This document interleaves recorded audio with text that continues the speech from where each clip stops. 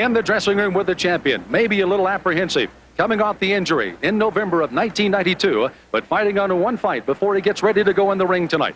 Dennis the Terminator Alexio seemingly indestructible and coming back from a devastating career-threatening injury.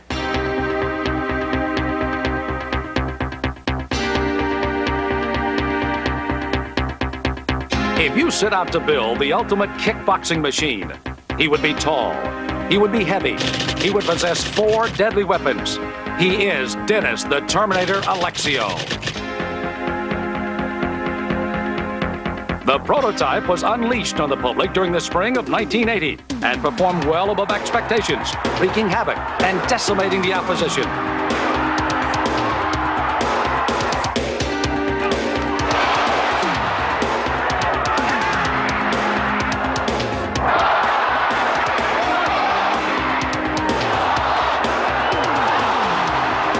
December of 1992, the Terminator headed down under to Australia. During a routine pre-fight inspection, 8 hours before the battle began, Alexio detected a soft spot in the ring. You're gonna tighten this, huh? I'll run a bit mad, but they'll come the rope. Yeah, they're tighten the mat. And looking across the... Believing the surface had been returned to normal, Dennis Alexio stepped into the ring to face Australian Stan Longinidis. 3-minute round to the gym. It's going to be interesting. Almost as quickly as the fight began, the Terminator seemed to malfunction, crumpling to the canvas. Oh, wait a minute. What's happened here? I reckon he's done an Achilles. I broke my tibia and fibula, and I suffered a compression spiral fracture, which can only be caused by weight bearing and twisting by stepping in a hole, a soft spot in the ring. The Australians over there tried to pull some shenanigans and, state that I broke my leg by blocking a kick. And they tried to, pull a fast one and take one of my world titles. But it was changed immediately to a no contest because of the nature of the break and just how I broke it. You can't take 4 steps if you have a broken leg, especially if you break your tibia. I mean, I was more worried about my leg than someone trying to put a blemish on my record that wasn't warranted. I mean, the injury I suffered was a very bad one and could have been career-ending. And if anybody's going to take my title, they've got to beat me in the ring. The fallen champion was recalled for emergency repairs. A metal rod was inserted to repair the broken leg. Alexio spent the next 9 months diligently rehabilitating the damaged weapon. It was time for a test run.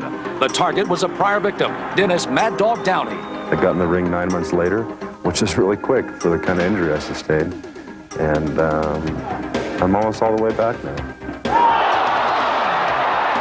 Tonight, Alexio faces a more imposing opponent in challenger Mark Russell, the British heavyweight champion. Only time will tell if the blueprint for destruction has returned to form.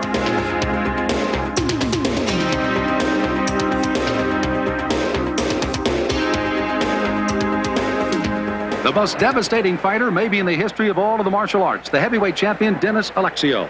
As he fights Mark Russell tonight, what does Russell have to do to overcome that irresistible force of the champion, Joe? Well, I haven't seen Russell fight before, Sam, but we do know that he'll need to use a lot of defensive skills. In fact, Russell himself says that he plans to stay out of Alexio's way for the first 4 or 5 rounds. He thinks that's what's gotten everybody else into trouble. He then says he's going to close in on Alexio, that he's going to start landing those bombs on him after about the 5th round, and it sounds like a good plan. Well, the big question is, how long can that cat and mouse game go? Interesting also, talking about champion Jean-Yves Thériault on Dennis Alexio. What does the champion have to do to overcome a very determined Mark Russell tonight? Well, Dennis Alexio is a very aggressive, very powerful champion. He's got 50 knockouts in 56 fights. I think his advantage is pressure, and I don't believe that Mark Russell will be able to contain him. Well, it'll be interesting to hear the champion's comments on Dennis Alexio as he, too, aims on his countdown, as he, too, tries to make it to Montreal for the big shootout coming up in March.